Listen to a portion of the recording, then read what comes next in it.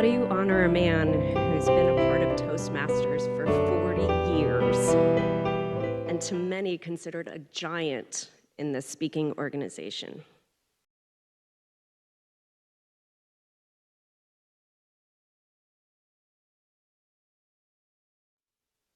You give the best eulogy you know how and hope to do him some justice. Herbert David Nowlin, Jr., Herb, as most of you know him. Bert, if you grew up with him. Herbie, if you were one of his best friends. But to me and Mandy, my sister, he was just Dad. And whatever you called him, you knew he would respond. He would answer. Because he did everything in the service of love. He loved serving his country.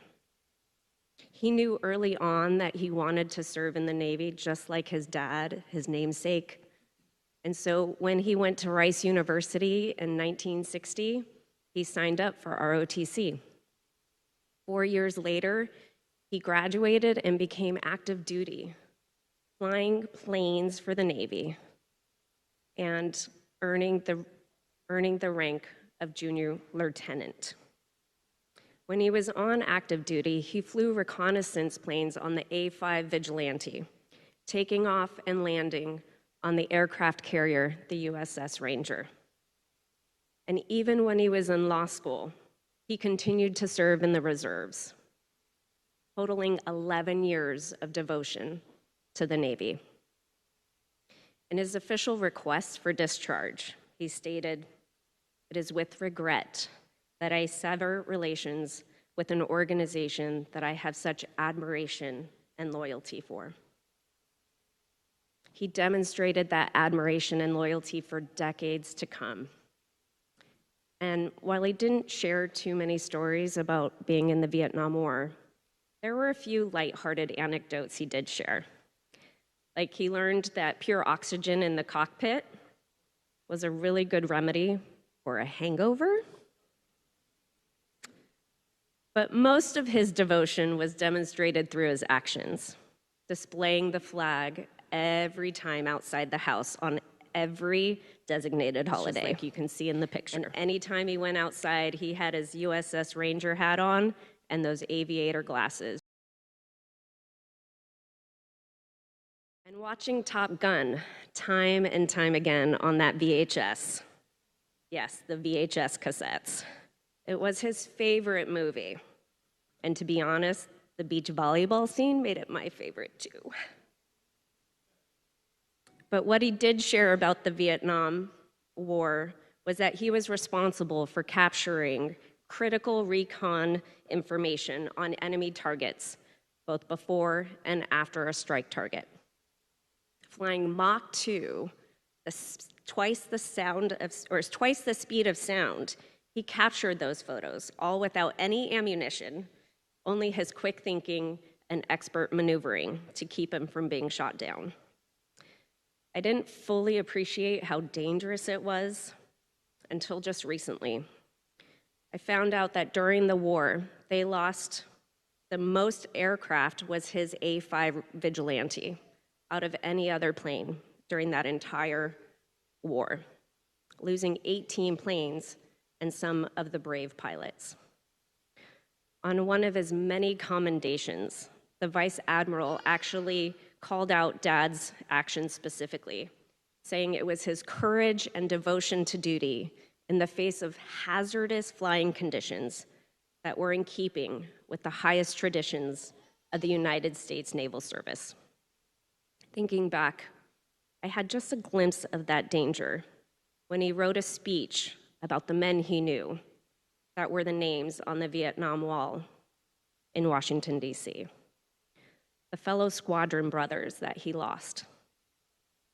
It was one of his most compelling speeches, The Wall, and I can still see him gesturing, tracing each of the names that he lost on the wall. In the face of immense danger, he continued to fight for freedom for others. He did everything in the service of love. Dad loved also serving his community as a lawyer. With his law degree in hand in 1972, he continued to fight for freedom and dignity of others. Dad didn't go into law for the fame or the money, but for the people who were in crisis. People desperately trying to stay here in this country to build a life for themselves and their families, or people ending a marriage and just needed a little bit of dignity and grace. Dad was that patient hand and that listener when they needed it, and most importantly, the fierce advocate. He had his own practice for most of his career with his dear friend and legal assistant, Charlie. And it was this way because he wanted to choose who his clients were. He wanted oftentimes to work on a sliding scale, accepting whatever the clients could afford, and sometimes only charging the processing fees. Because to him, it was about being of service. A few years ago, we ran into one of his clients at the dentist's office of all places. And she kept thanking him over and over again about immigrating her and several other family members. The beautiful life she was able to build here. She even brought her daughter over to meet him, saying this was the man who made it all possible. There were so many examples of that. And one of my proudest moments of his storied career actually happened fresh out of law school. He was working for legal aid in Oxnard, and a local activist, Juan Soria, came in looking to sue the Oxnard School District for segregation and discriminatory practices on behalf of his nieces and other students in the Colonia community. This was a civil rights issue that was fought all across the country. Dad was undaunted by his lack of experience or the gravity of what was in front of him. He took Mr. Soria's case and stood alongside him, shoulder to shoulder. Well, Mr. Soria was actually 6'5", 315, and as you all know, Dad was generously about 5'4", 150, so it was more like shoulder to elbow, but stood alongside him nonetheless, all the way to the Supreme Court. Yeah, the United States Supreme Court.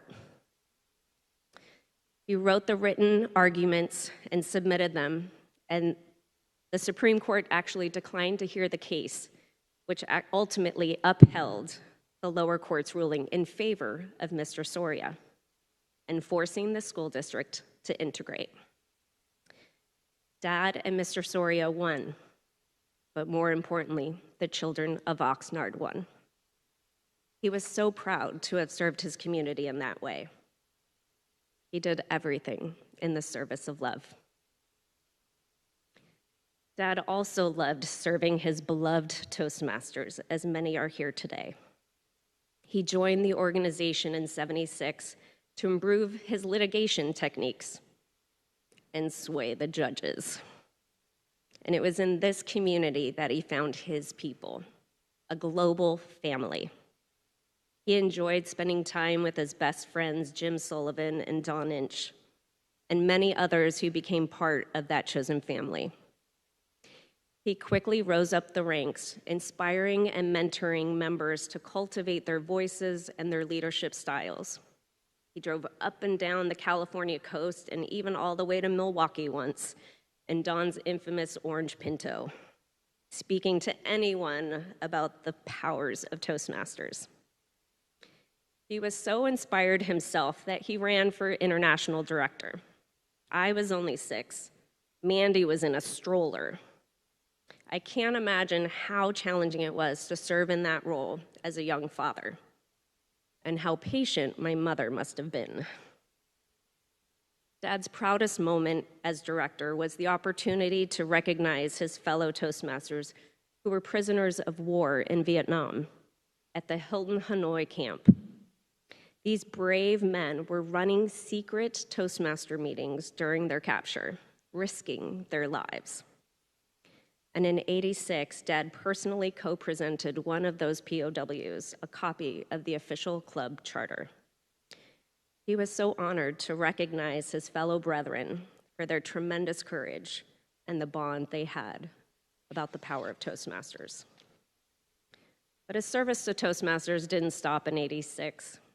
He later became the official parliamentarian for the organization's annual business meetings, serving in that role for 25 years.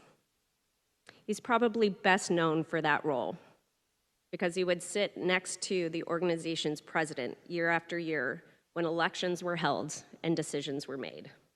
And this is where Dad shined. He was a rock star in the eyes of many of his fellow members. He's famously known for leading this large group of people in the YMCA each year alongside the president. See, there's a lot of downtime that happens when they're counting the votes, so there was music being played to keep the energy up, and YMCA became that song. So here's my father, year after year, standing next to this distinguished Toastmaster from all over the world, singing YMCA.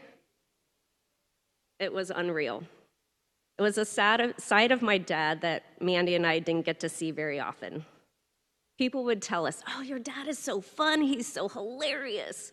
We were like, Herb Nowlin? But we found out that it was because he was among his people. He was the most free, most animated, most alive. He loved Toastmasters. And boy, did Toastmasters love him. He did everything in the service of love.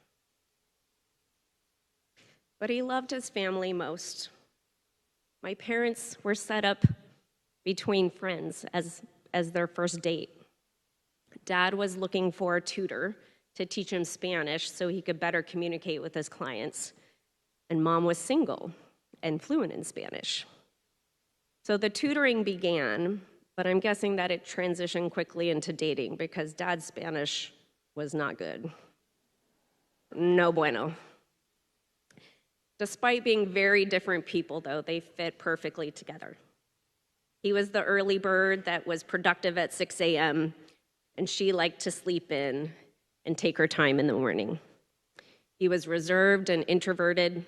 She was the social butterfly that loved to have a good time.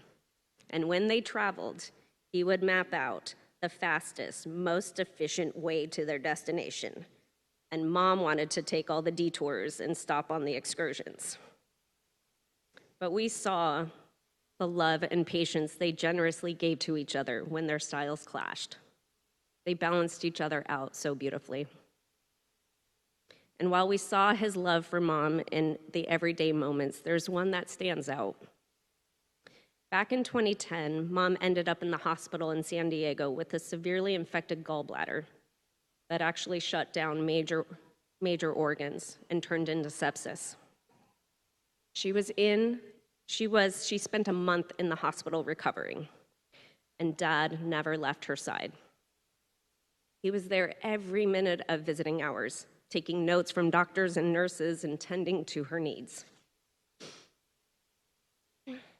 This July would have been their 50th wedding anniversary.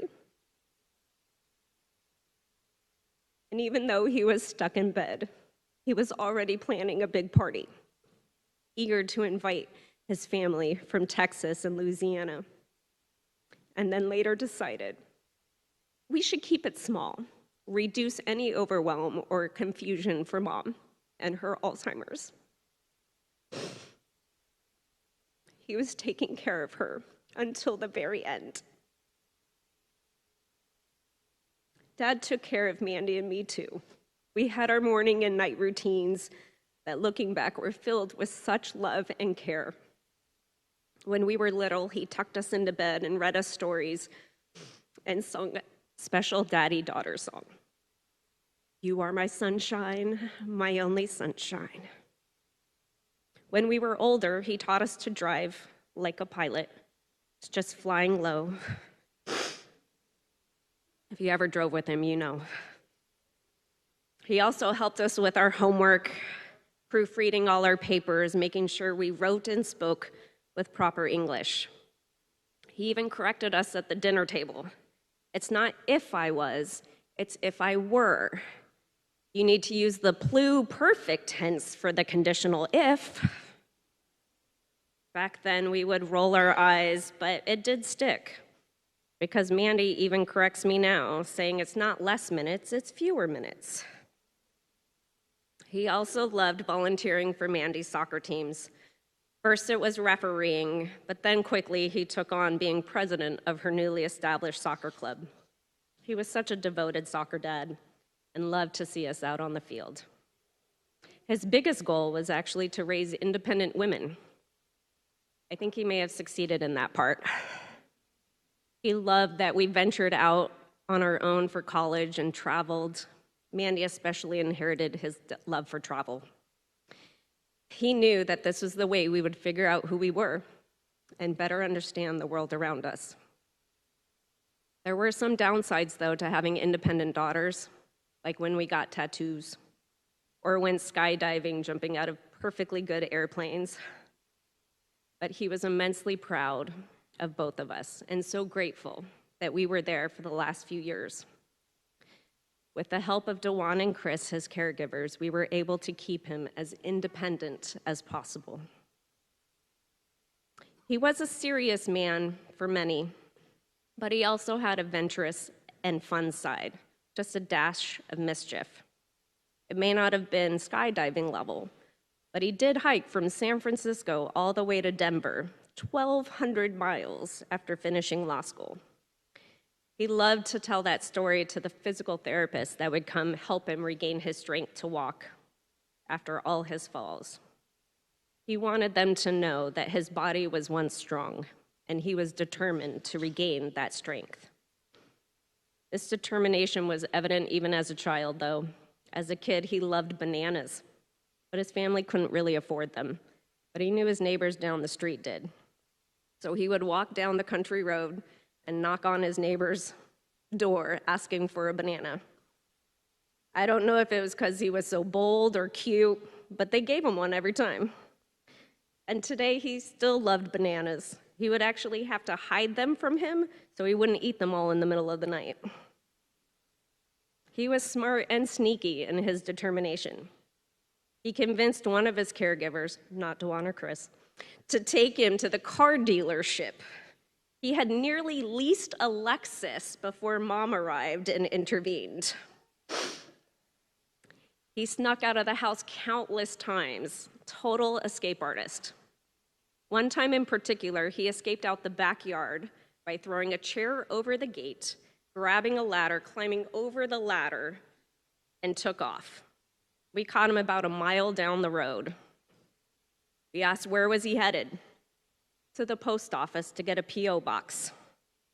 He was determined there was no stopping him, and he always found his way.